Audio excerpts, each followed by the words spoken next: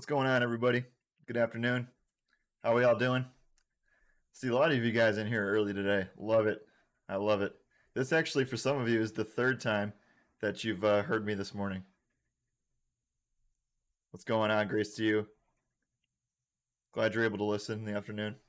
Ramified, what's up? What's up? Appreciate you guys. Little Italy. Dan. Good morning, Dan.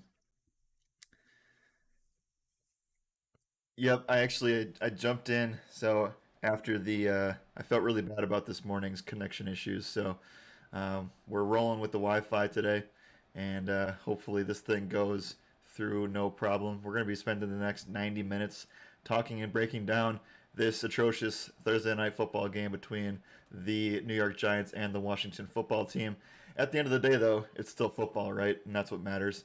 Yeah, I spent some time with the season pass members, the NFL season pass members in the Discord, talking about some stuff relating to this game. It's pretty, obviously it's pretty gross for fantasy all around. I would highly suggest staying away from this game if you're a season long player. But there's definitely some edges to be had tonight for the single game and the showdown slate. So something we didn't do yesterday, or sorry, last week for Thursday Night Football, we also didn't do it Monday. We didn't talk about showdown very much, and I want to try to make a little bit more of an effort for you guys that play on DraftKings because I know how heavy I play on DraftKings week in and week out for every slate. So I want to give you a little bit of insight and strategy into how we do things over here for the strong side for DraftKings tonight. Yeah, Christy says this is a DFS matchup dream game. Yes, it certainly is not. So there'll be plenty of things to discuss in relation to things like that. So if you're playing Thursday through Sunday contests or Thursday through Monday contests, feel free to skip over this game entirely, outside of maybe Antonio Gibson. But honestly, guys, skip this one entirely. Play the main slate lineup on Sunday, and I think that you'll have some success there. We also have a very good Sunday night game this week as well between the Chiefs and the Ravens. So again, back to DraftKings. I wanted to make a point because we've had some massive success over the last four slates. I'm 4-0 on DraftKings this year. I know that I'm 2-2 on FanDuel, including that week one loss and the loss on Monday Night Football. So overall, it's a 6-2 week. But again, I can't stress enough that playing on DraftKings will help your ROI so much this season. There are so many edges to be had over on that site compared to FanDuel. A lot of reasons why, and nothing against FanDuel at all. No hard feelings whatsoever. We partner with them on a lot of things. But the way that they have pricing for NFL, the way that their single game format plays out, it's just a little bit easier to figure out things, which in turn will lower the edge compared to sites like DraftKings, where you have multipliers, the salary changes, the strategy is usually harder and tougher on DraftKings, as well as the bonuses that enable you to really exploit certain matchups. So for me, I will say this plenty of times, but I want to reiterate it again. If you did not play Week 1 on DraftKings, I would highly suggest you start tonight with this game. We had a top 1% night on Showdown for the LA Rams and Chicago Bears game.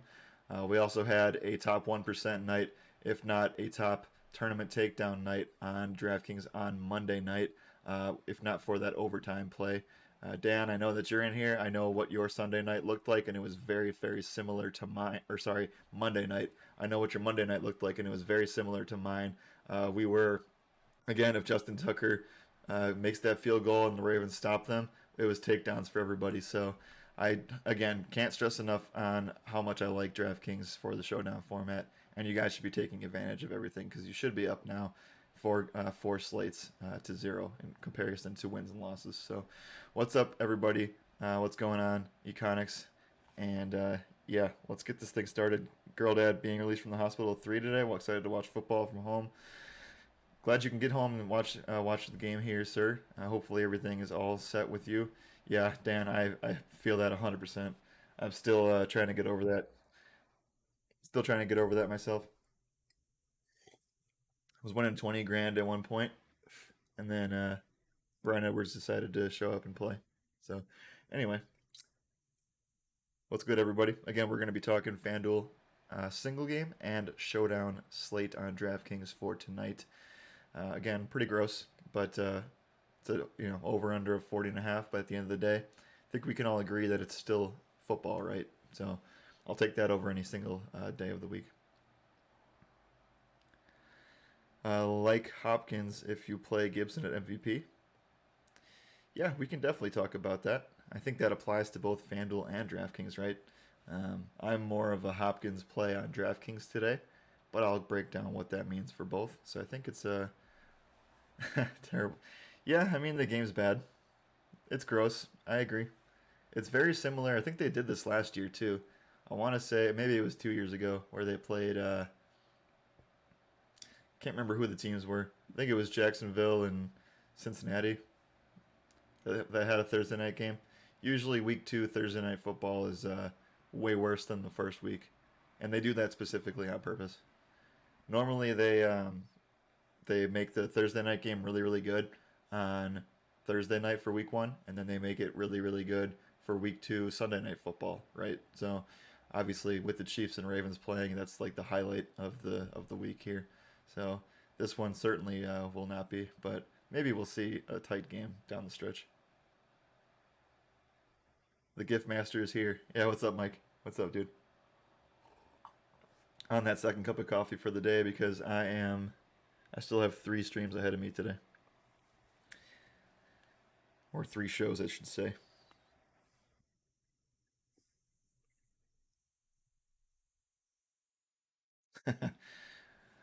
What's up? What's up, buddy? Thank you, Ty. For those of you who don't know, Scrib is a streamer himself. He's one of my best friends. Give the dude some love if you ever see him. Give him a follow, and if you ever see him go live, if you're interested in watching Call of Duty, Rust, or Fortnite, or any of those games, he's your dude. Washington football team defense. End of discussion. We'll certainly talk about them.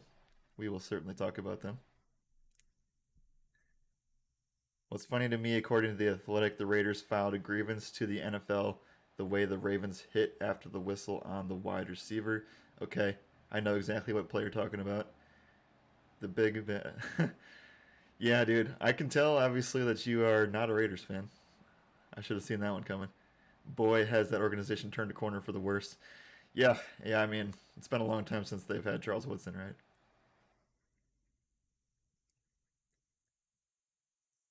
Two coffees is a must. Yep, 100% agree.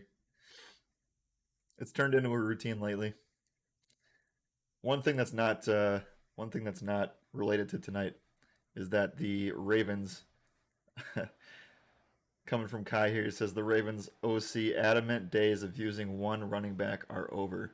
So no more Tyson Williams by himself. It looks like. I think we also saw earlier this morning that Devontae Freeman got activated to the 53-man roster. So that's just one more thing, one more wheel in the system that is getting grosser by the second. Dan isn't a Raiders guy. That makes two of us. Yeah. Yep. Dan is certainly not. He's a Rams truther through and through. Coach coming through. Coach, what's up, man? NFL is like two-hand touch compared to back in the 70s. For those of you who didn't know, and I don't think a lot of you do, Coach used to play offensive line back in the day.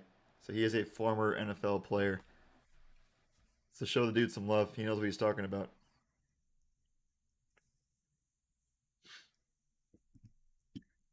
Yeah, John said he's never looks at the slate until it's over. I wish I could do that, but I get a little caught up in that stuff. I didn't look at my phone the entire night until that kick because I thought the game was over, but that burned me once again. It was good times, but cool to see 20 G's on the board. But I came home with a solid 1,500, 2,000 bucks still, so not a bad day. Not a bad day at all.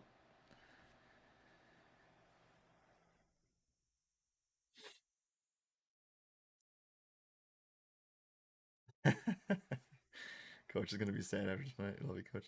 Love it. Yeah, praise the man. He's the dude. Coach is the OG.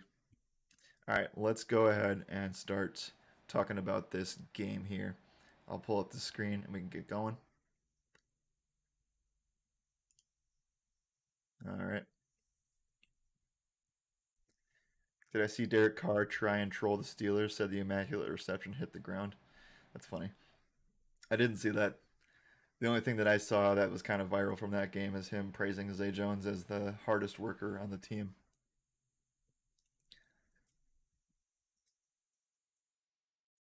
I think we brought this up earlier, but the so Derek Carr is second amongst active players. I think only behind Stafford now in fourth quarter comebacks, which is actually a crazy stat. You wouldn't think that he would be that dude, but he is.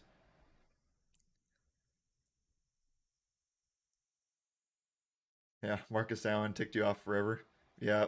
Oh, the way Al Davis did it. Yeah, for sure. I 100% agree with that. Let's end this game in a tie.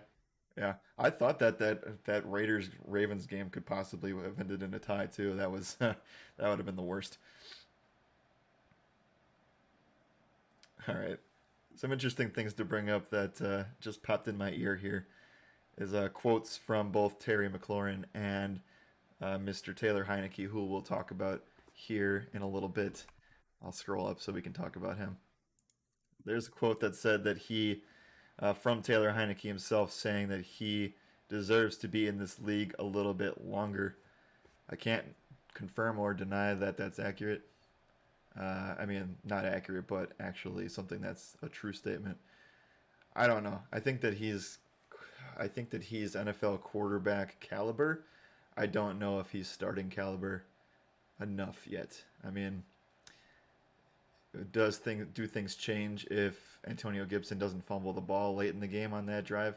Because they were probably bound to score there, and that would have won the game for them last week. But Taylor Heineke gets this opportunity today.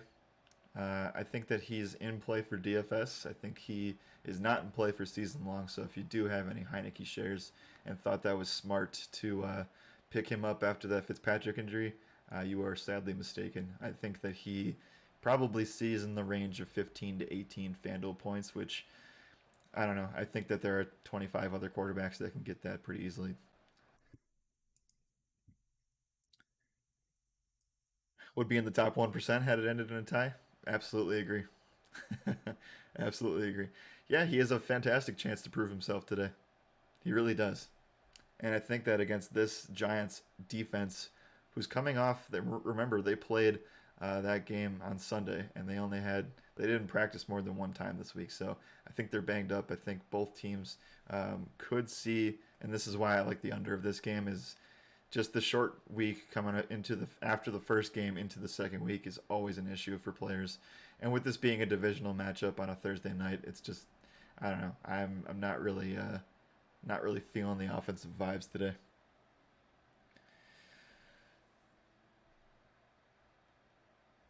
More injuries for the Ravens. Chris Westry, one of their corners, has a torn lateral meniscus. They already don't have Marcus Peters. Sounds like they are pretty desperate right now. So again, if you missed the show from earlier, this is not talking about tonight. But if you missed the stream earlier, uh, bet Kansas City minus 3.5 if you can even get it anymore. That's the best bet of the week. Might be -5 by Sunday.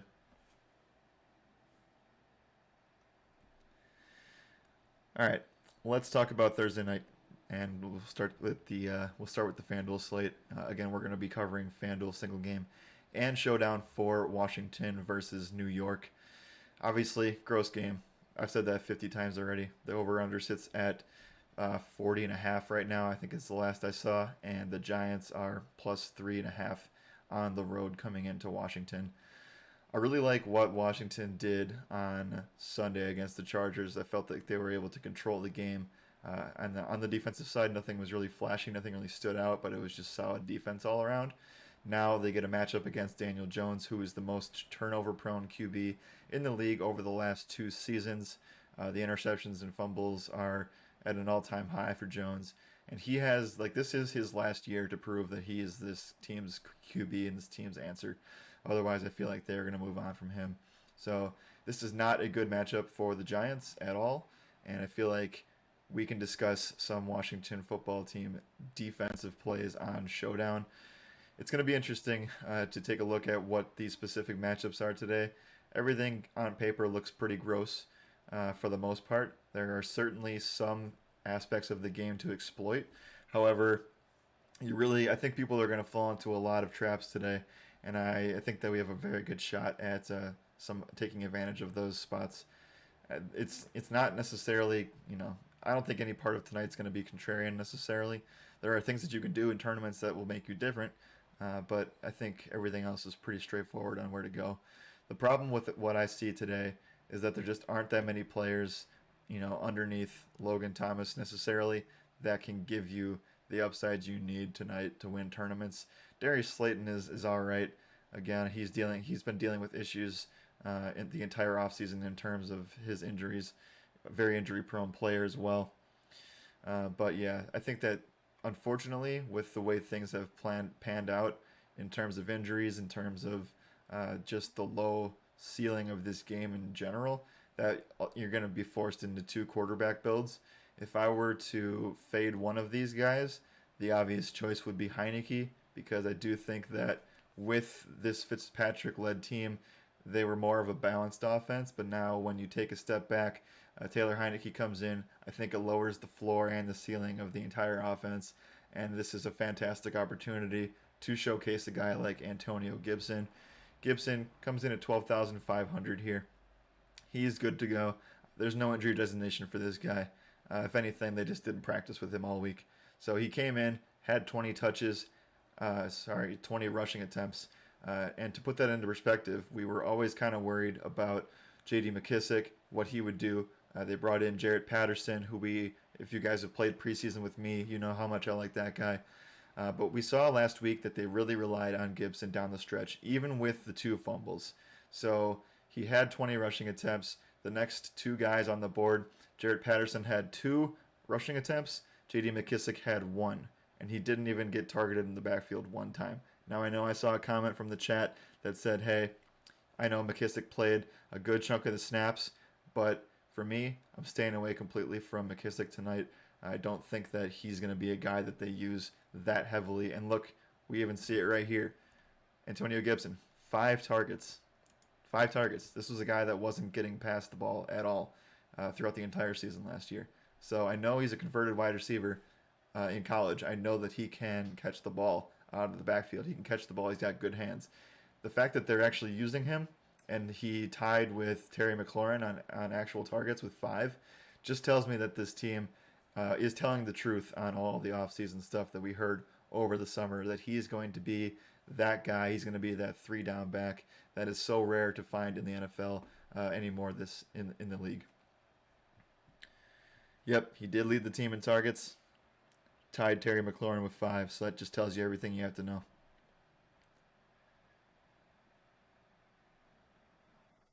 What's up, everybody? What's going on, Bodine? Gibson over 68.5 rushing yards and over 18.5 receiving yards. I don't know if I can get behind the receiving yards just yet, but I will say I feel very confident in taking the over of both of those. So if you want to go for it, Fatty, you can go for it. Rushing yards prop seems like a steal. The Chargers defense I do respect. The Giants defense I do not respect. And if the Broncos were able to put up 27 points, I think it was, against them the other day, and now them coming in on a short week, I think the defensive line is gassed. I just feel like Gibson is the dude tonight. What's his over for total yards? Great question. I would love for somebody in the chat to highlight that. I feel like I saw something where it was like 90, 95. I could be wrong on that though. That's an interesting stat. Giants are 4-0 against Washington with Jones as a starter. Giants are 0-5 in primetime games with Jones as a starter. Oh, so that's fantastic. That tells me nothing. That's good. The real stalemate, huh? I said earlier today that I like the Giants plus 3.5. That was the way that I was going to go. I'm still sticking by that. I think that line actually gets up to plus 3. So if you guys still want, I think that if the plus 3.5 is still on the board, I would take it. The way I see this thing playing out for DFS is simple, right? I think that Washington tries to establish the run here and try to keep Taylor Heineke comfortable. I think that they will play the clock management game, and I think that at the end of the day, it's not going to be a high scoring affair, right? It's probably going to be somewhere around 17 to 14, 21-17, something like that. And the Giants are going to be passing to try to get back in this game, and we might see an exciting fourth quarter, and we'll see. I think it's going to come down to a fourth quarter drive where Daniel Jones is going to have to make some moves on this Washington front seven, and he could possibly backdoor in that scenario. But I don't feel very comfortable with that. Anyway, in terms of the highest upside on the slate, I think it's clearly Gibson for me on the Washington side, and then for me, Daniel Jones is a guy that can do some things on the ground. We've seen it a bunch. We also saw him. Everybody knows about the play last year where he had that touchdown run and then fell right before the goal line. But against Denver, in a spot where they were trailing, he threw the ball 37 times, did score a passing touchdown. If you did not remember, the Giants actually had the least amount of touchdowns in the red zone all season long. They were one of the worst scoring offenses in the league in the red zone and in general. So it was kind of exciting, I guess, to see. I don't know if exciting is the right word, but it was encouraging to see that he had a passing touchdown and a rushing touchdown. So he's always good for a turnover too. So we'll talk about that on DraftKings and why that's important. But the fact that he threw 37 times and rushed 6 times just tells me that they're going to be in a very similar game script tonight.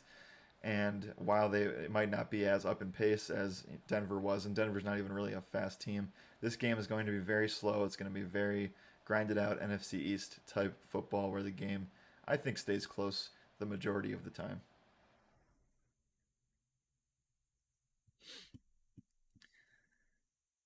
Yeah, kind of. I mean, so the Gibson has all the ceiling in the world tonight, right?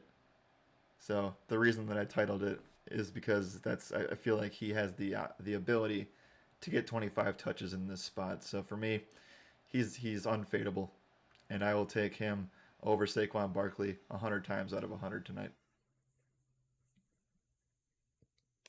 Saw a question earlier, forgot who it was from, um, but it's buried deep in the chat now. I think I saw something about Saquon's health and is he playing or not. It looks like he's playing. Seems like he's good to go. He's on the Yeah, this says it all right here. This is exactly what I was going to get to. Obviously, FanDuel, not the best spot to look at news, but this is accurate. I saw this earlier. He said, unlikely to be totally unleashed against Washington in week two.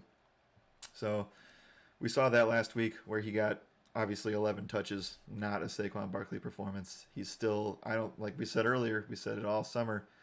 We don't think he's healthy enough. I don't think he's healthy enough. I don't think this offense is ready.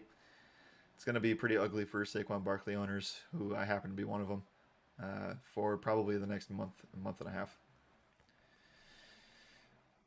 I don't know what Saquon's total yards prop bet at but I would probably look at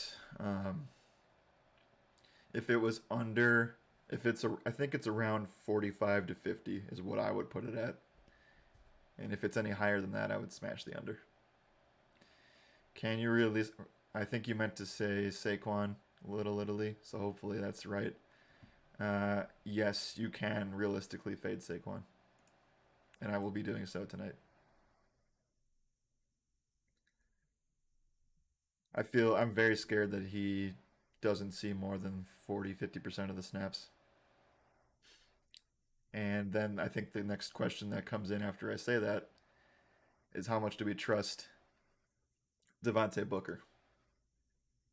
Now, Booker didn't do much on the ground either.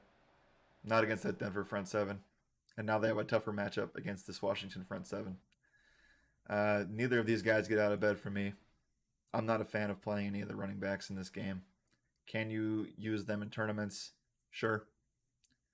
I don't think anybody's going to play Saquon, and if they do, then more power to them. My brother just offered me Saquon and AB for Metcalf and Josh Jacobs. Very interesting trade. I'll have to circle back on that a little bit later. At least 112 rushing yards for Gibson at plus 277. I don't know how comfortable I feel with betting over 100 yards. I think he gets there.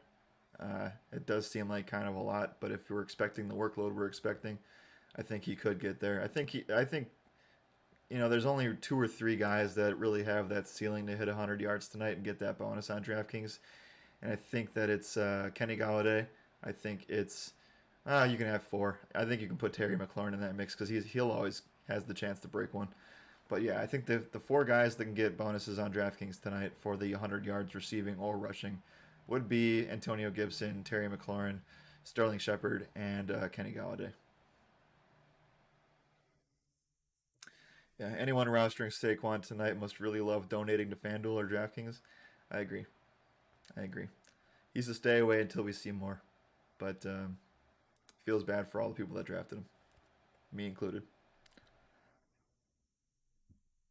Thoughts on the alternate line of minus 10 Washington? I don't like. First of all, I don't like the. That seems like a long shot in my opinion. One because I do think that Washington takes a different approach in this game. If with Heineke at the helm rather than Fitzpatrick, this team becomes a lot more vanilla. Becomes a lot more run first. Can Heineke get the job done? Absolutely. I think he's going to be doing a lot of dinking and dunking to these to the tight end specifically, and to guys like Antonio Gibson. So guys like Adam Humphries, De'Ami Brown. He's going to keep the game short. They're going to keep it simpler for him, and I just think that if they control the ball and control the clock, that they're able to walk away with this one pretty easily with a win. Now, would I bet them minus 10? I can't get myself to do it. I just can't. It's too many points for too low of a game total.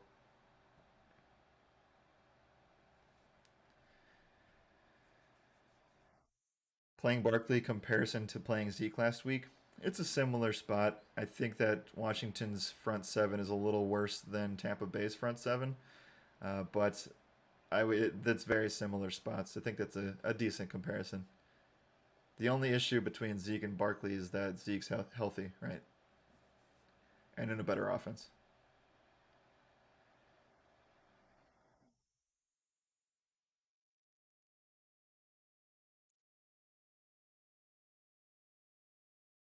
Yeah. Okay. Let's talk about some construction here. I think that got a few people in the chat saying Jones MVP. And yeah, I absolutely don't hate that. I think he's probably the best MVP option for cash or for like you know, the best option at MVP. I think realistically is Daniel Jones on FanDuel. We can talk about captain strategy and all this kind of stuff on DraftKings, but for right now, we're going to focus on the single game format for FanDuel. Now, with that, I think he's in a positive game, negative game script, but a um, positive play for him because he's going to be passing the ball more. We already saw that he can throw 37 times. I think he throws right around that tonight. Uh, like I said, not very many opportunities to score, but it was encouraging that he did have two touchdowns, and he always has a little bit of rushing upside there, more than Taylor Heineke. So for me, Daniel Jones in this script and the way that Bet Online sees this thing playing out as them being dogs on the road, it just makes sense for me to have Daniel Jones in there. I would like to pair him up with a pass catcher, whether that be Kenny Galladay, whether that be Sterling Shepard. Both of them see very good matchups today. I think that Galladay's matchup is a tiny bit better than Sterling Shepard's, but Sterling, like we mentioned earlier in this show on the morning stream, he's the guy that's going to be the chain guy. He's going to be the guy that they look to on third down. We saw the 9 targets there, and he has that, like I said, 100 plus yard upside on DraftKings. But for FanDuel, he also has one of the better touchdown expectations for tonight. I if I had to say one of my if my well, who my favorite wide receiver is from this game, I would say it would be Sterling Shepard. Now, can he get in? Sure, I didn't like what I saw from him last week. This is kind of what we saw in Detroit, right? Saw that 6 target mark. He's going to have that 4 to 5 receptions. He's going to see that 6 to 7 target range. He's more of a down and distance kind of guy. He's kind of the guy that they rely on for those longer A dot throws. Daniel Jones doesn't really throw the ball that far down the field. So I'm not, at the end of the day, I know we don't have many Giants fans, so hopefully I'm not offending anybody, but I don't like the trade. I don't like the trade of Kenny Galladay, or I don't like the reason that he signed there. I'm not a fan of that. I think that they already had a slightly worse version of the same player in Darius Slayton. I think that Slayton and Galladay are going to do the exact same thing, and both of them probably will end up hurt at times during the season. So for me, it's I don't like the trade. I don't understand why they got Galladay. I don't really understand why people hyped it up all off season long either. They're like, oh, brand new offense. Let's go. Let's get Saquon back. Let's put Kenny Galladay in with Daniel Jones. What's the problem there? Probably Daniel Jones. But they seemed to just I don't know. It just feels like a spot where Galladay and Slayton kind of do the same thing, and then the fact that they also have Tony on there, their rookie, Kadarius Tony. It's just I don't know. I mean, Kadarius Tony has the ability to be this team's best wide receiver if he stays healthy, but he had some issues over the offseason and didn't really do anything in week one. Um, had 2 targets, and I don't really want to target a guy like this in this offense. So I think it's probably a DraftKings play more than anything else, and it's definitely tournaments. Um, he did not play that many snaps last week, Kai. No, he did not. Yeah, I mean, you have a lot of guys that do the exact same thing, right? I mean, you have Tony, you have Darius Slayton, you have Kenny Galladay. I hate to just equate this all to being the same, but they do a lot of similar things. So that just tells me that eventually this offense just isn't going to work, right? So for me, it's Sterling Shepard tonight as my favorite. I think with Evan Ingram out, I've always been on the side of rostering a guy like Sterling Shepard when Evan Ingram's out. Makes things a lot easier for the offense. And with the front seven as terrifying as it is for Washington, I think that Daniel Jones is going to be pressured a lot in this game. And I think that he'll have to get rid of the ball quickly to the receiver that's closest to him. That most likely will be Sterling Shepard on the majority of possessions. They have way too many average wide receivers. That's one way to put it. Like I said, I think that they're all NFL caliber receivers, or else they wouldn't be playing in the NFL. So I just think that they have a lot of guys that can do the same thing, and they don't have many guys that can do a lot of things. And I think Shepard is one of those guys that can do above average types of things. We didn't talk about Kyle Rudolph much yet, but he does get the tight end one snaps with Evan Ingram out. Rudolph's always been a block first tight end. Could he fall in the end zone? Sure, he could. Is he a bigger target in the red zone now with Ingram out? Yes. But again, I think that they look to Shepard first.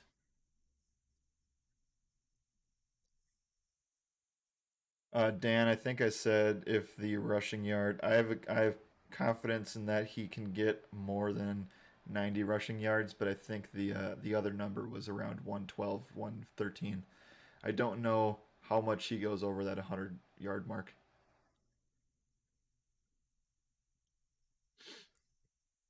How's the matchup between Galladay and the wide receiver, the Washington football quarterbacks? Yep. So Kenny Galladay's matchup is against what is it? Yeah, Benjamin Saint Just. I think I said his name right. Hopefully, I didn't butcher that. He's one of the worst guys on the team, but again, the secondary in general is one of the toughest. I would say if there's anything to exploit on this Washington front, it would be the passing game here for the Giants. It's not again like it's still they're still above average in the secondary, but their front seven's top three. So I think they're gonna have a hard time running the ball. The Giants are, and I think that the only way that they can move it is if they uh, you know, go get the chain game with Sterling Shepard, and then have a couple shots downfield to a guy like Slayton or a guy like Galladay. Sterling Shepard gets Kendall Fuller. Don't love the matchup. I respect Fuller enough, but again, I think this is more of a you're looking for guys that have the ability to get garner a lot of targets here, and I like obviously we saw Sterling Shepard have the double-digit targets and felt pretty good about his production later in the week. Here, Dark Magician, Chaos Girl, appreciate the follow. I'm pretty sure that's a reference to Yu-Gi-Oh. So shout out to you. St. Juice is a rookie. Yep, agreed. I mean, he made the team right, and they cut a few corners that honestly thought that would make it over him. So maybe he's proving himself. You also saw Mike Williams absolutely torture St. Juice last week too. So maybe it is an option that and I think that Galladay is more of a tournament play for me, just because I want to see more targets. But at the end of the day, his matchup is a tiny bit better than Shepard's is. I say tiny, but it's a little bit a little bit better. Uh, uh, uh. Who have we not talked about, guys? We haven't talked about McLaurin much. We haven't talked about these Washington pieces outside of Gibson. So let's talk about them really quickly here. I think that with no, I was hoping when Curtis Samuel went down to see a little bit more from Logan Thomas, but he got 3 targets last week. Now that matchup is a little bit tougher. I think this matchup today is a lot easier for him. And he still has that touchdown upside. I was just hoping that we would see the range of 6 to 8 targets because honestly, 3 even with Samuel in is still low. So I think you can play Logan Thomas today. I think he goes a little bit under owned for what he should be. Um, I think I like him more on FanDuel than I do DraftKings just because of the touchdown expectation. Yeah, I know a lot of people want me to get to De'Ami Brown, so we'll go there. We'll go there now. You have to scroll down a long way to find him. We talked about this in the NFL season pass chat a little while ago, but yeah, I'm encouraged about what I saw from De'Ami Brown last week. He's kind of fighting for snaps with Adam Humphries and Cam Sims, but uh, I wouldn't look at the box score and get discouraged. I think that this guy does have the ability to be that third presence in a passing game with behind Terry and behind Logan Thomas. Uh, Let me check his matchup too because I'm curious on what he's going to see. De'Ami Brown got 4 targets last week. They only caught one of them.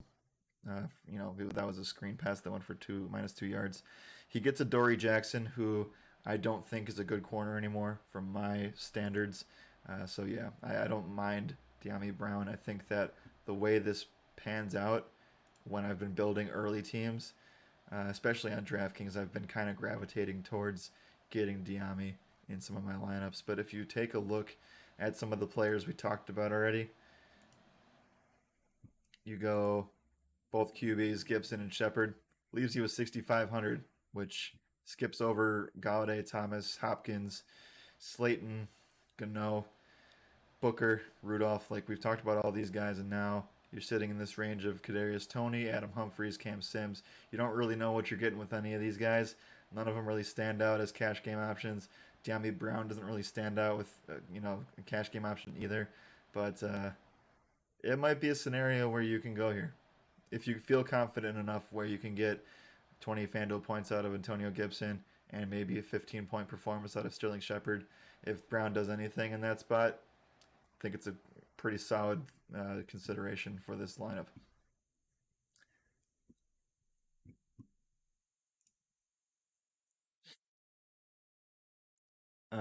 Yeah, Cam did not play very many snaps. He played a lot of snaps in preseason, so I think that people will look at that and say, hmm, maybe we can sneak in some Cam Sims. It's also probably one of the only names that they recognize coming back. I know people know who Adam Humphries is too. He's more of a uh, he's very similar to Hunter Renfro in the style that he plays in, but honestly, I'm not really much of a fan of Humphries.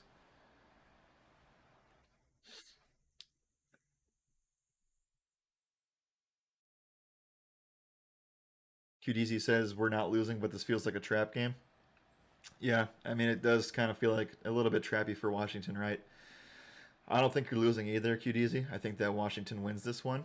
I think that they again the main things for me that Washington needs to do, and this applies directly to DFS, is establish the run, control the clock, try to prevent all the turnovers as possible, and then force Daniel Jones to make uncomfortable decisions. And now If you play that game script out, it kind of looks like what I have above here. And then you kind of have to take a flyer on one of those cheaper guys, right?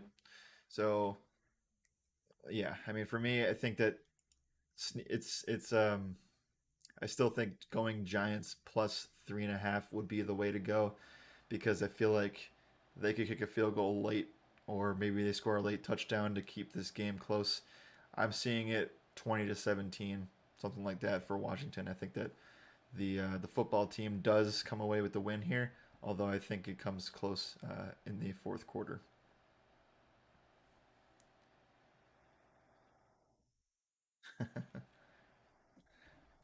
Also, yeah, New York still has Jason Garrett as their OC, so that tells you exactly everything you need to know. As long as he's there, not a lot happens for the offense.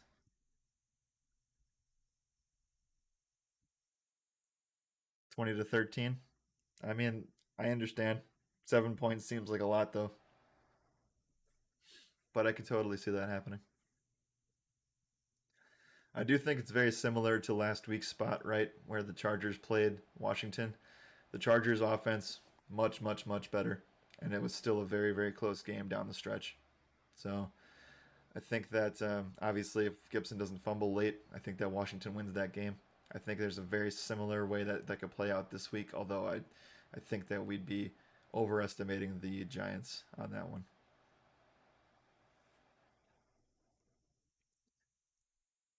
The only losers tonight are the viewers. You'd be surprised how many people tune in tonight.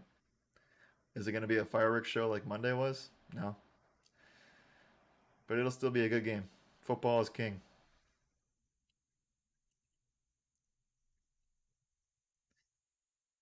Yep. All right. So let's talk about some. We talked about some optimal strategies. Let's talk about some strategies and where we fade the QBs, right? Let's talk about the other side of this game script. Let's say the Giants get out ahead, and for whatever reason, Saquon Barkley scores early. Do we feel confident in rostering guys like Taylor Heineke with Terry McLaurin and fading Antonio Gibson? Can you guys get behind that? I know not many people are going to, but there's a world where that happens. Not saying Antonio Gibson gets phased out of the game, but if he doesn't score a touchdown, that would be very, very interesting for fantasy. So let's say, let's do this because I don't think anybody does this tonight. Let's say Daniel Jones scores 0 touchdowns, and they all go to the guys on the ground. Remember that they always have that sweep option from Sterling Shepard in play, and obviously they have Saquon and Devontae Booker who all can score as well. Yep, Broncos Jaguars had more views than one of the finals games last year. Football's king, man. Football's king. People underestimate that. Like, sure, it's a terrible game, but at the end of the day, uh, you could add up all of the baseball games today, all the viewership numbers, and I still think that Thursday Night Football would outscore all of that. So maybe that's an interesting stat. If anybody wants a homework assignment tonight, go research the total viewership numbers from all of the baseball games the entire day, and match that up against this game tonight. I still think that the viewership for the football game is going to have twice that amount. Anyway, in this game script, if you take Heineke and you pair him with McLaurin, you probably want McLaurin at MVP. But just for this case, we'll talk this game script out. If Taylor Heineke's MVP, say that he connects with Terry McLaurin for 6, and then he gets a Logan Thomas touchdown as well. Now, in this scenario, you would be expecting Washington to be down by probably 10 points in this one. If Saquon gets 2 touchdowns here, that would be interesting. And then you would have to run it back with 2 of his pass catchers. Now, this would leave us with about 9,500. And I feel like the next best option would probably Slayton is an option in this build. Graham Gano is an option in this build. I think I like Gano a little bit more. Yeah, I like Gano a little bit more because that takes away for fading Daniel Jones. Saquon Barkley gets the touchdowns and Graham Gano gets the field goals. You could easily see this scenario play out. Is it likely? No, it's not at all. But these are the type of things you have to think about, right? Um, we took this approach the other day where we faded Derek Carr, and for 3.5 quarters it worked. That obviously ended up biting us in the end, but these are the types of things you have to think about. And I know it looks wrong, it looks bad on paper, it looks bad when you're looking at it above me right now, but these are the types of builds that take down tournaments. It's the complete game script flip with guys you wouldn't expect. You're fading the most popular MVP and QB on the board, and you're just doing something different. Now, is it risky? Of course. Obviously, I wouldn't roll this out Premiere, but yeah.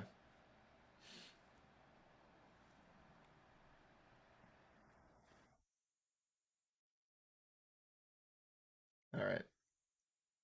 If it looks good, it's not for single game. Yeah, agreed. Okay. Side note: Marquise Brown is not practicing today. He did not practice yesterday either. Hammer Kansas City again. Fading Danny Dimes and his wide receivers doesn't feel so bad. I agree.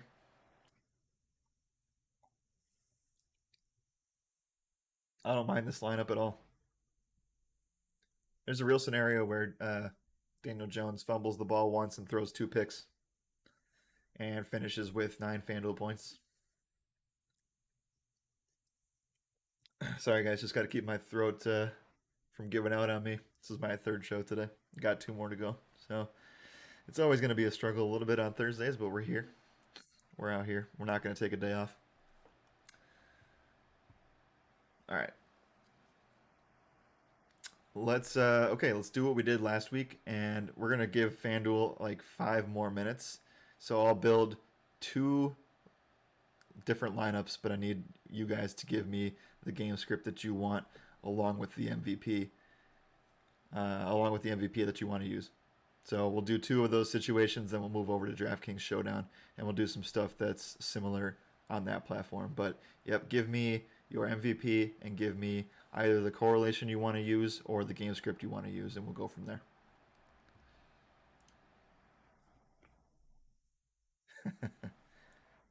Appreciate you guys. Again, it's crazy having you so many of you guys hang out at at noon my time. I know that it's a busy part of the workday for a lot of you, so I appreciate you coming and hanging out.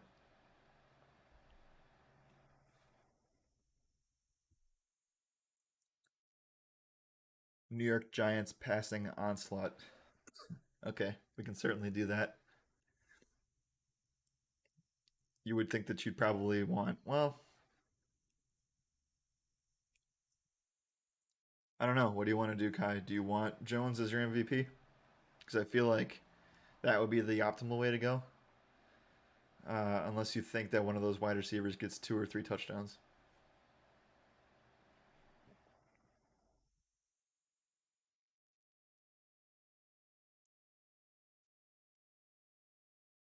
All right, let's get different for this one.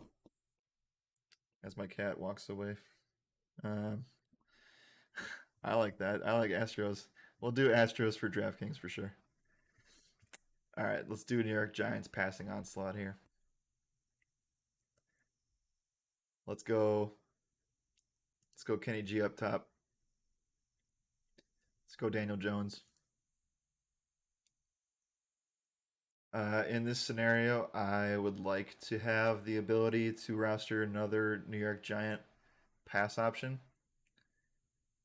and I think that you can do that as long as Sterling Shepard does not score a touchdown. So let's see what this looks like here. Obviously, we need one run back piece of Washington. I would like to go Gibson, kind of see where that leads us. Yeah, I don't mind this at all. So you can go Logan Thomas here. I know you want like a passing onslaught, but I feel like going any more than 2 of those Giants wide receivers makes things a little bit gross. You would have to put Jones at captain. So we can do you can do this. This is fine. Or we can go this route and we can do Jones here. Galladay here, and then we can go with we can do that. I wouldn't I wouldn't get off Gibson to go up. You don't have enough money to do it anyway. But this is interesting, right? You would assume that Antonio Gibson gets 2 or 3 touchdowns in this spot, and then Daniel Jones could connect with all three of these receivers. It's very risky. It's very unlikely, but it works.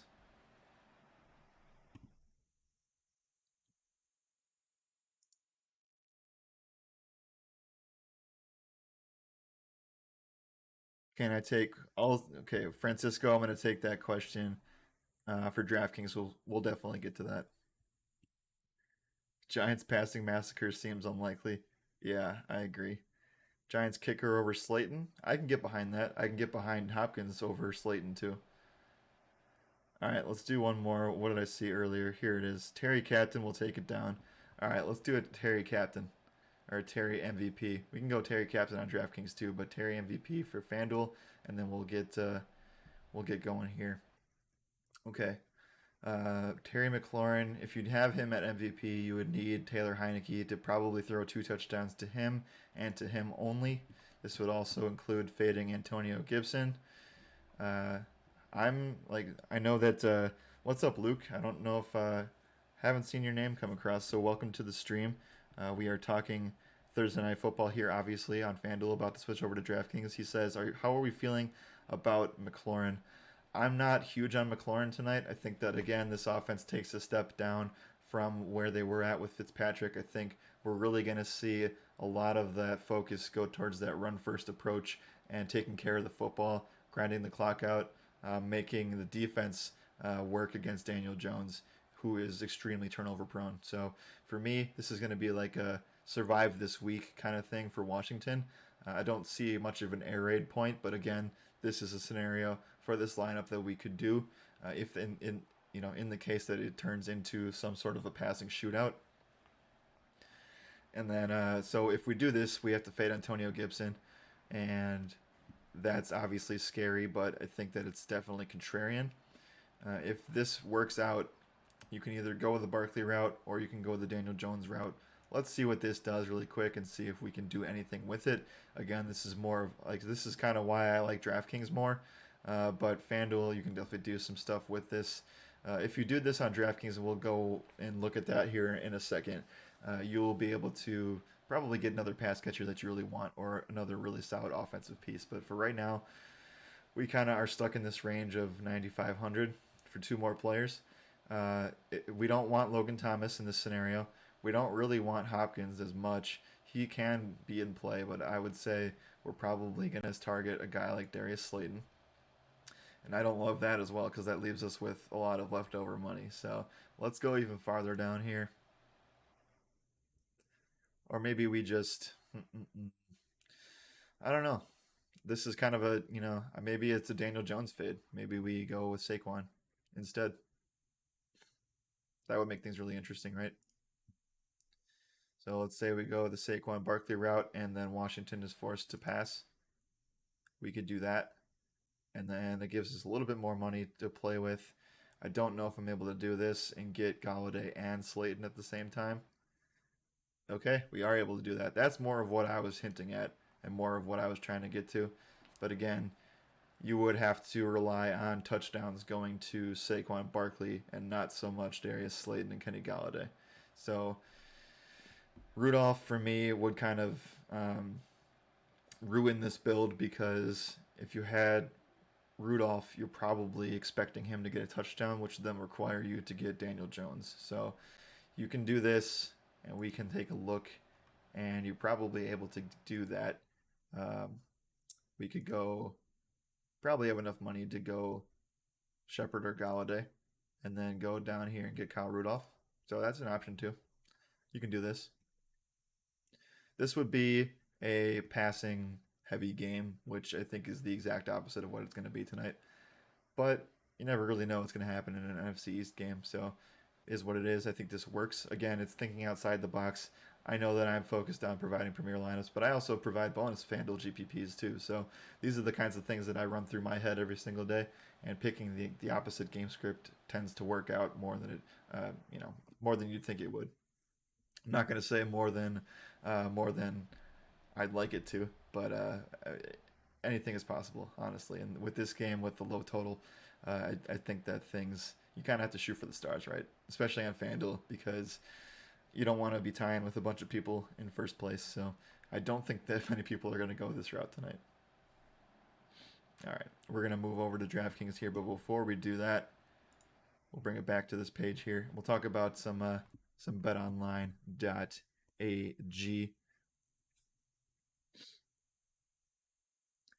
I'm really interested to see what those Gibson props get up to. But yeah, let's talk some betonline.ag here. BetOnline.ag is more than just a online betting platform. Their focus on the player approach has built a reputation and offering clients nothing but the best from cutting-edge technology, enticing promotions, and the latest sports betting odds. If you caught our show this morning, I walked through all the 16 games from the Week 2 card, including tonight's game from a sports betting perspective. We also called out some of the plays I'm interested in from this game, as well as the player props that we've kind of covered over the last hour or so. Their most popular and well-known service, which I'll be using tonight, is their sportsbook and the live betting feature. If we see Gibson get out to a fast start, and we see that Daniel Jones is struggling with that front seven pressure, you bet that I'm going to hammer every single time that Daniel Jones gets the ball. I'm going to continue to live hammer the live odds for the Washington football team. So you'll be able to find live lines for all major sporting events, including tonight's game and then the rest of the weekend, as well as any MLB games that are playing tonight as well.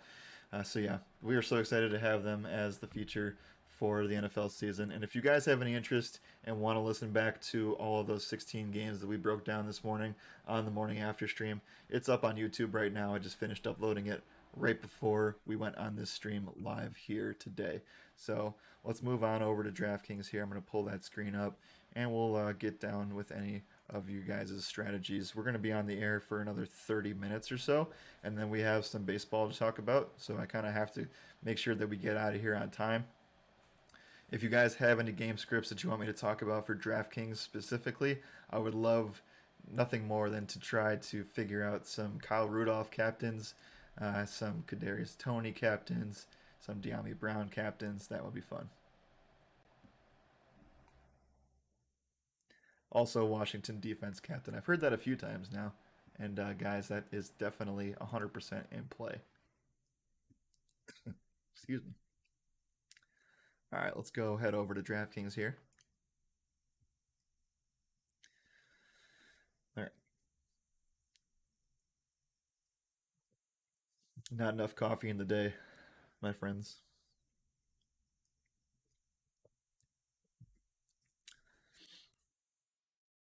Do I like the? Yep. Okay. Let's do the thing that everybody wants me to do right off the bat here and go with the Washington football team as the captain option.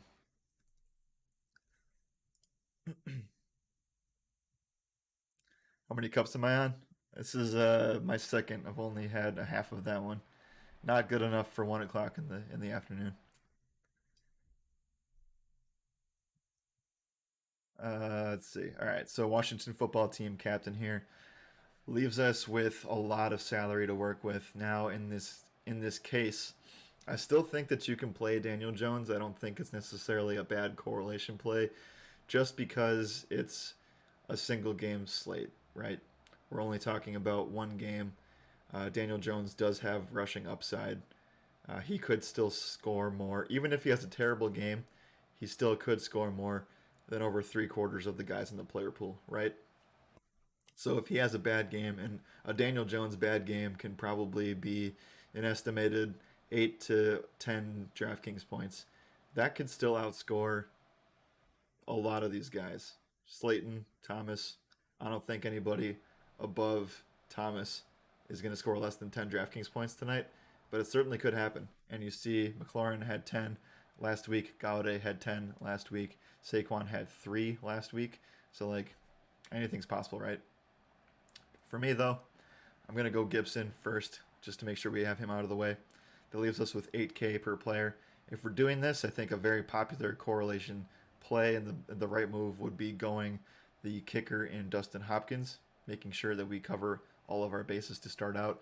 This is probably going to be a heavy 4-2 or even a 5-1 Washington build. But if we do this, I'm not playing the running backs for New York. Those are definitely off limits.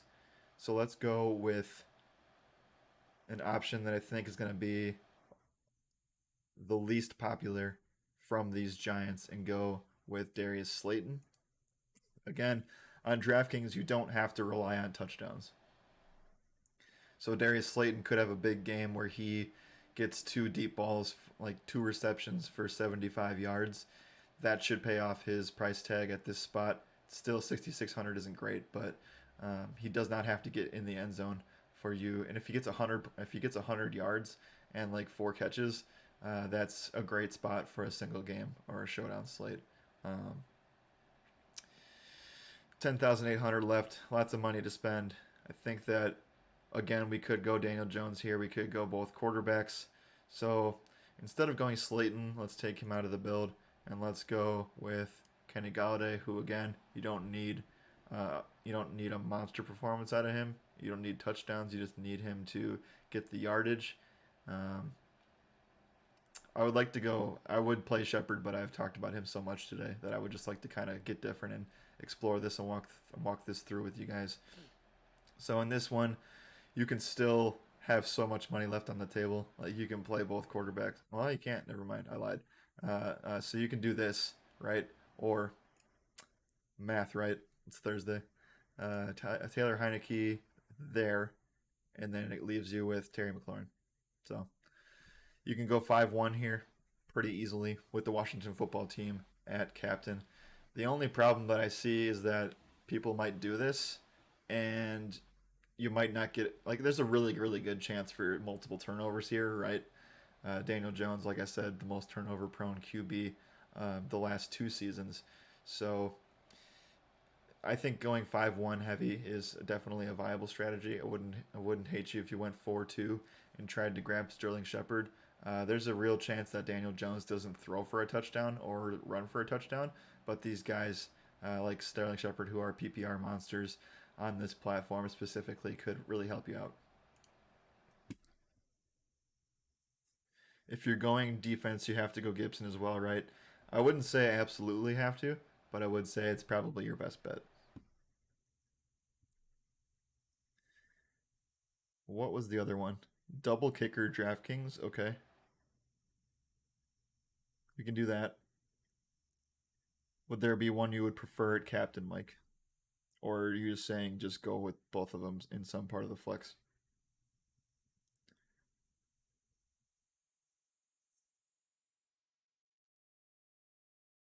Yeah, agreed. Just catching up to this earlier, Derek Carr passing on slot was unlikely. It definitely was.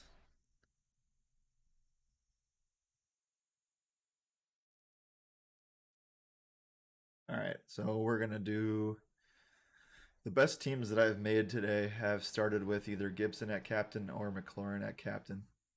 We can go Dustin Hopkins here though. I don't mind that. Let's say we go double kicker. Whoops, always happens to me. 5,700 for Hopkins, and then Gano is 36. In this situation, I actually don't mind playing Washington's defense again. I don't know if we have to do that in this build, but that would obviously, the more field goals that Gano kicks, the better or the worse that his offensive players are going to do because they're not scoring touchdowns, right? Obviously, you would be negatively affected if they go in because that would affect your team's total score. So we'll leave Washington football team out of it for right now. Maybe if we can fit them into the lineup later on in the build, we can do that. In this scenario, you kind of need to focus on like condense the offense a little bit just from like pick you kind of have to pick sides, right? So I think that Sterling Shepard is a fine play still in this scenario because he's the chain guy and he should be able to put up, I'm not expecting 27 points, but I am expecting 7 or 8 targets, along with the ability to possibly hit that 100-yard bonus. So I'm going that way. I think that you can play Gibson here. And if Gibson scores 0 touchdowns, that definitely helps your captain of Hopkins. I'm probably trying to fade one of these quarterbacks in this scenario too. So for me, we already have Gibson in this lineup. I think we can go Daniel Jones here.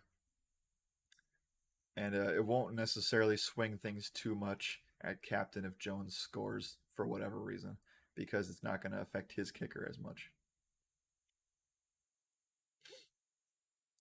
Going kicker for this game is really gross, but I definitely can get behind it. I was much more behind going Justin Tucker the other day than I am doing this route, but it is what it is. And then, this is how you get different, right? I have 12,700 on the board left. You have the option of going Heineke. You have the option of going McLaurin. I will note that McLaurin has paths to scoring more than his quarterback tonight. So I know that Mike is in love with Terry McLaurin captain. So let's just do that really quick because I think that is another way that you can get very different today. You would fade Gibson in this scenario for tournaments, right? Because obviously you want to capitalize on this offensive piece and this offensive duo. If you think that they're up like that, let's go with the route of it being a passing attack for both sides. Because if Terry goes off, like we want Terry McLaurin to get 2 touchdowns in the spot, right? That would mean, in theory, that Daniel Jones would have to pass the ball to keep up as well. So let's go this route. Let's go with Galladay and see what that does. And I know that also kind of forces our hand a little bit, but I want to bring in Kyle Rudolph down here at 3,200. That gives us about 45 to work with. Now, this is a gross area, but again, I probably would prefer going kicker here and rounding things out. You can also take out Kyle Rudolph, and I don't suggest this necessarily because they play on the same team, but De'Ami Brown allows you to go up and get, oh, it doesn't necessarily, but you know what I'm saying. We can go, instead of going Galladay, then you would have to go Shepard, and then it's still, it's kind of a gross spot, right? So De'Ami Brown, this isn't a good example, but De'Ami Brown could be a guy that you use to fill out your tournaments because of price, not necessarily what team he plays on. Don't play Cam Sims tonight. Don't play CJ Board tonight. Those guys aren't going to see the field. Cam Sims did not play very many snaps last week. The one question mark that I have surrounding this entire slate is this guy. This is the one guy that I don't know what to expect anything from tonight. He could do the exact same thing that he did last week against a really, really tough defense. Or he could do what he did last season when Taylor Heineke was at quarterback and when Alex Smith was at quarterback. I think I lean towards the fact that they are going to use him, but they're not going to use him like they used him last year.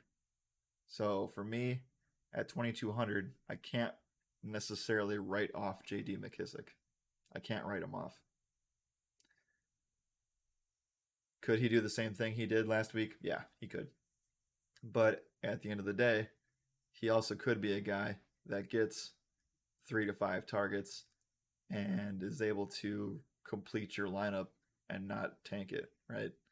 I mean, I'm expecting 6 to 8 DraftKings points, and I think that's on the high end of things.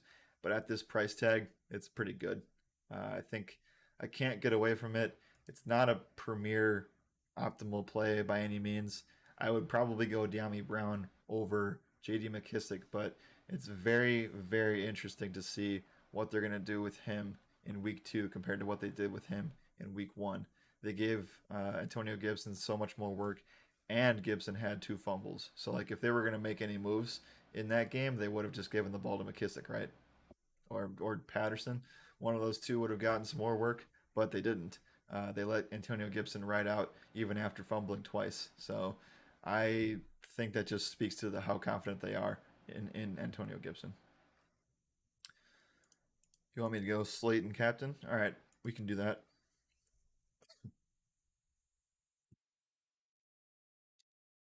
Go Darius Slayton captain. In this scenario, I'm definitely fading Galladay and Shepard. You want Daniel Jones, obviously.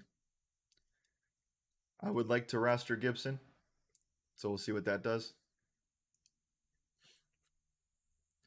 Leaves us with 6,700 per player.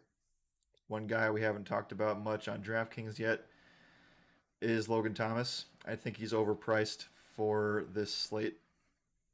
7,400 for a guy that got 3 targets. I know he has touchdown upside, but for DraftKings, I want PPR, right? And if he's giving me 3 to 5 targets, it's not much I can do with that on DraftKings. FanDuel, though, he's totally in play for tournaments. Okay, so that leaves me with 6,300 left. I know that I have to kind of stay away from the 6,000 range because it's just quarterbacks. So maybe we take one more stab at a guy up in this range. The only guy that I really want to look at is probably Heineke. So there's not much you can do with this. So we'll go a different route once I figure it out. But if you go Heineke here, you're left with McKissick, De'Ami Brown, those guys down there. But if we take him out and we go somewhere down here, we can go with possibly an Adam Humphries at 48. It leaves us with this garbage quarterback area. You can play a football team in this scenario, but it's not going to work out well for you. Let's see. This one is actually tougher. I think we can go bump up from Logan Thomas to play McLaurin. And that leaves us with 11-1. You can play. I think this is more of a balanced approach with this lineup. You can probably grab Hopkins here, and then you're left with 73, which is, again, no man's land. So we can go with Graham Gano, and you should be able to fill this thing out with Logan Thomas. I don't mind that at all. And there is a scenario. We haven't talked about this yet, but there is a scenario where, let's see if we can talk about this really quick here. There's a real scenario where Logan Thomas, Antonio Gibson, and Terry McLaurin all outscore Taylor Heineke. Now, I don't really think that's very crazy of me to say. I think these guys on DraftKings can all outscore Taylor Heineke. Now, if Heineke throws 2 touchdowns, he's probably outscoring one of these guys. But is that a possibility? It's a possibility, sure. But at the end of the day, this could work. You don't need Heineke in this build.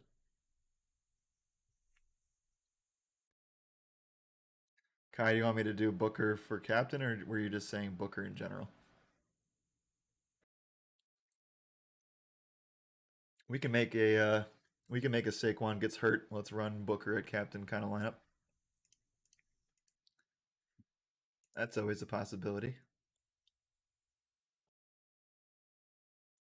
4,200 is a little bit higher of a tag than I would have liked to pay him for captain. Oh, got it. Well, let's just do this anyway, guys. We're gonna make one more build, and this is gonna wrap the day up here, because we do have some baseball, some MLB DFS to talk about later on, and then obviously this game locks at 8:20 Eastern time. So thank you again for hanging out. We're gonna do one more build, and then we have an MLB podcast that we have to get to. For I know Sean's covering the early only or the afternoon only slate. I don't know what the title was, but we're gonna be doing some stuff for you guys later for baseball. But just note that things lock early and they're different than they are on normal days. So in this scenario, I would kind of like to stay away from Daniel Jones. If Booker is the winning captain, he would need to score 2 touchdowns and control the game if Saquon Barkley gets hurt. Now, the only reason Booker would score 2 touchdowns is probably because Saquon Barkley's hurt. So let's go that route and go with Taylor Heineke. We'll go with McLaurin. I'm probably fading Gibson for this build. So go with Shepard for the PPR here. And then we're left with a really interesting scenario because I don't really want to load up on Giants wide receivers. This could be a spot where you save some salary and go with a guy that no one's going to target. So a guy like Adam Humphries, a guy like uh, Kyle Rudolph. I actually don't mind Humphries. We can go with the double pass attack here. And you can honestly leave some money on the board. You can play Gibson. You can play Daniel Jones if you want, just for that rushing floor. Maybe there's a world where Daniel Jones rushes the ball in once, and then Booker rushes the ball in twice for two scores, and then you have the passing attack to bring it back. You can even go one step further, and you can go Heineke with McLaurin and Logan Thomas, and you still have the ability to get one of these PPR guys, mainly Sterling Shepard. So that's an interesting way to go about things. Again, Booker at captain is probably a less than 1% chance, but you got to take shots, right? That's how you win that 20 grand. That's how you win that 50 grand in showdown specifically. Appreciate the kind words, Will. Astro, did we cover your captain? I think that you said Washington defense at captain. I think you did. Oh, I didn't cover that. Okay. Okay, one more. We'll do one more. Game script: Kyle Rudolph gets 2 red zone TDs. That was his game script. So let's do that. That's a fun way to lead things off. Kyle Rudolph, 4,800 at captain. That's so cheap. Then you take the obvious quarterback play in Daniel Jones if we're expecting 2 touchdowns here. And from there, if they have 2 touchdowns, that means they've probably been trailing. So I will go with my boy Antonio Gibson. I would like to get off of Heineke and McLaurin for this build. So, and I don't really want some of these giant. The problem with today's slate is that all the Giants pass catchers are right next to each other. I know Slayton's a little bit lower than both of them, but due to the raw nature of this game, like the lack of options at wide receiver outside of Galladay, Shepard, and McLaurin, it's and Logan Thomas too. It's very you're put in very weird spots salary cap wise. So that's why you're gonna see Daniel Jones at the top at the MVP spot. You're going to see Taylor Heineke there. You're going to see McLaurin there. You're going to see Gibson there. And it's just because that there's just not this guy down here that's going to help the rest of your lineup as much. We had the opportunity the last 2 games to play guys that were in the lower range. On Monday night, it was Hunter Renfro at 2,200. And then on Thursday it was Rojo, and I know that that didn't work out, but you still were able to build solid teams around him. On Sunday night, we played the kicker as well as some Rams defense in there as well. I know that I've had a few of those lineups, so it was finding these kinds of plays down in this range that really elevated your lineups. And I know that they're just not really around. For this, I could play J.D. McKissick. That's fine, and then you'd be able to stick in the 2 QBs here. That's one way to go around this. So you could put Heineke and McLaurin in there if you wanted to. Again, this is really banking on if McKissick is going to be that PPR machine that we saw from last year. I'm on the side of saying no to that. But yeah, this is kind of a weird build. I'm not like too stoked on the Kyle Rudolph side of things. But I won't hate you for going that way. Just thinking out loud here, you can go Shepard. He doesn't have to score a touchdown, but you would need him to at least get it like close to 80 to 90 yards receiving to really hit the ceiling of this lineup right now as it stands. So if you do that, you can go Heineke and you can still grab Slayton there at the end. And again, I think that's a little bit too New York pass heavy if you have Rudolph at captain. But it does allow you to fit in a lot of pieces in the rest of your lineups. 2,200 Magic again tonight. Yeah, yeah. Like I said, it's gonna be tough to come by tonight. I think all these guys are really risky down here. Patterson got like one touch, two touches. Cam Sims barely played. CJ Board doesn't play. De'Ami Brown, really questionable first game. I think that was just first game stuff against a good team. But he should take a step forward again with Curtis Samuel being out for the majority of the season. Tony, I'm not going to pull the trigger on just yet. And we don't know McKissick's role. Booker, you can poke holes in him all day. Kyle Rudolph, you can poke holes in him all day. The kickers, how many offensive scoring options do we even have tonight? How many times are the other teams going to be in the red zone tonight? I don't know. I think you can count maybe on one hand how many red zone appearances we see tonight. So yeah, that's how this slate goes. It's ugly, but it's fun. This is definitely a tournament type approach tonight. I think that there are cash game plays in it, but I will make sure that I start working on the article. It's already mostly done, but I wanted to make sure that we took care of this stream, and we're gonna get baseball next, and then we'll talk about some showdown strategies in my article. So if you do not usually look at the website for the article, I would make sure that you check it tonight because I will be talking more about how to get different in tonight's slate, what my preferred strategies are, what I'm doing for my top three type tournament builds. It's going to be really interesting to see how this one shapes out because honestly, I don't see many scenarios where the game script isn't Washington controls the game. Their defense forces Daniel Jones to make mistakes and throw the ball a lot. I don't see many game script scenarios outside of that. So it's fun exploring the other options, and it gets your brain thinking and opens you up to the tournament type approach. But this one seems very one sided into how the slate actually plays out. So I'll take like two or three questions, and then we can get out of here. Rudolph, yep.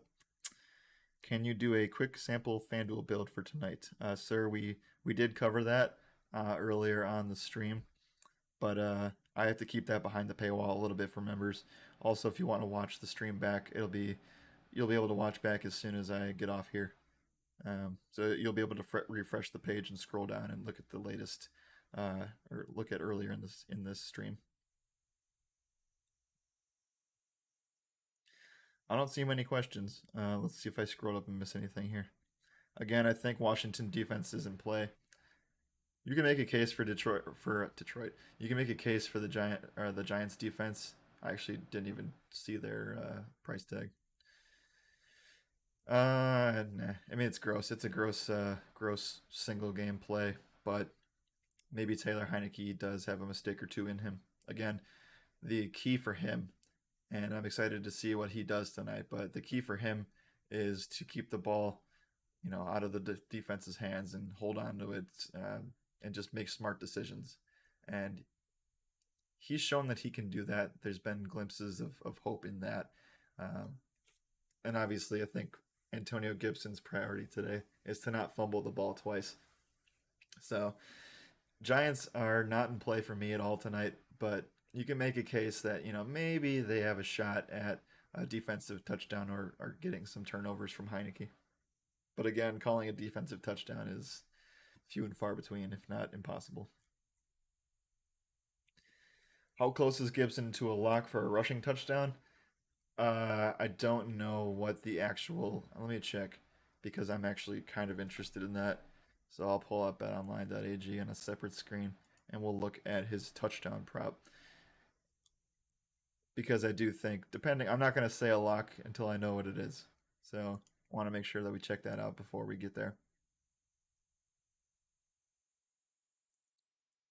Okay, rushing touchdown.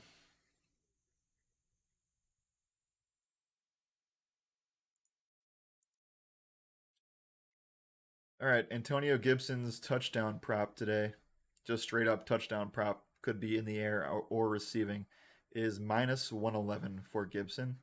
I think that's a fair bet. I honestly think that we're going to use that tonight as the RotoRadar uh, kind of marketing advertisement and promo for this game. So give me Gibson minus 111 for a touchdown. You guys can hit that right away because I'm sure it's going to go up as the day goes on. It's probably closer to minus 130, 140 at lock. Do I play Super Draft at all? I do not. I do not. I'm primarily FanDuel and DraftKings, and that's I try to stay away from everything else because it does kind of mess with the head eventually at some point. My philosophy is, if you try to figure out what you're really good at and really dial in on those processes. So I don't play Super Drafts. I wish I could help you out there, Teddy, but I do not play over there. Again, thank you guys so much. Make sure you hammer that Antonio Gibson touchdown prop at -111 to get one touchdown. You can find that in the player props section. It's the first thing that's going to show up because it's the first thing that people care about. Thursday Night Football tonight. We will see you again tomorrow morning for the morning after on Twitch. I'm unsure if we're going to be doing a 30 to lock tonight for baseball, but we will keep you guys updated on that. I know everything is kind of funky when it comes to baseball schedules, but appreciate you coming in here. Glad that we were able to knock things out for the Thursday night game. Hopefully, you guys are starting to catch on to where I look and how I approach these single game and showdown slates. And we will talk to y'all a little bit later. As always, good afternoon and good skill.